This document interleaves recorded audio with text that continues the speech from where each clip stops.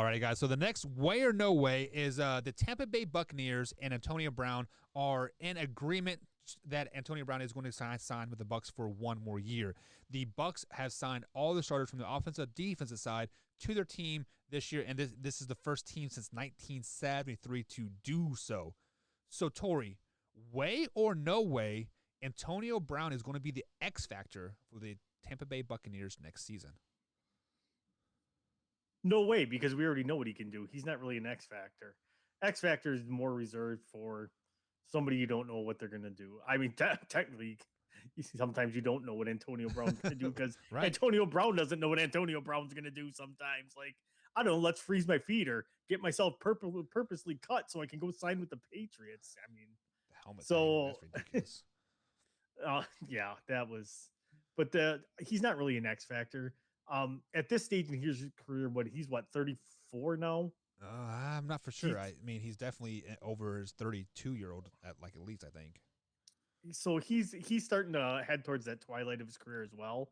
So not really much of an X factor. I think if you get sane Antonio Brown as he is like a veteran leader, somebody that can set an example, stuff like that. But now if you get, Mr. Local Antonio Brown, he'll be cut by week 3. Yeah. I don't think we will ever see that Antonio Brown again because I think he's living with Tom Brady still. So Tom Brady's kind of keeping him level and make sure he's on his meds or something just like that. But with that being said, wink, wink, Wyatt. I am going to go with not a positive X factor, but a non-positive X factor. I think Antonio Brown is almost the cancer on this team. He is the tumor in your neck that by week 3 or week 4 it starts to grow a tad bit, and then you need to go cut it off and see if it's cancer or if it's just like a, how do you say that word, malignant is that Malignant, yeah, malignant or benign. yeah.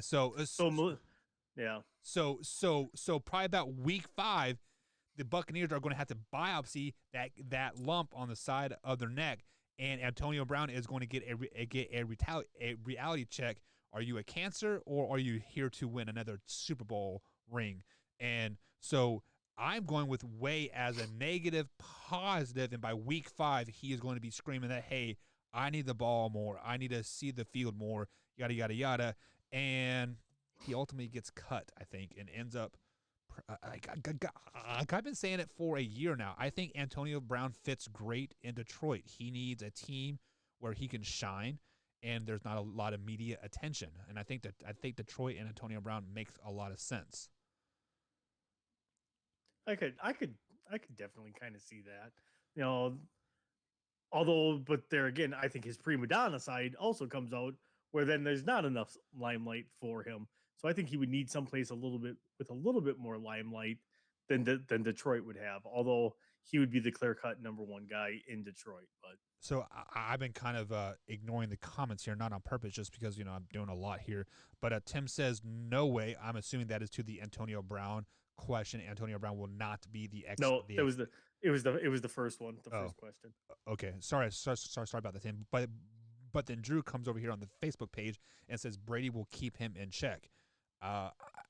There are some times that you can only keep a player in check for so long. So sometimes you got to be an adult and just take care of yourself.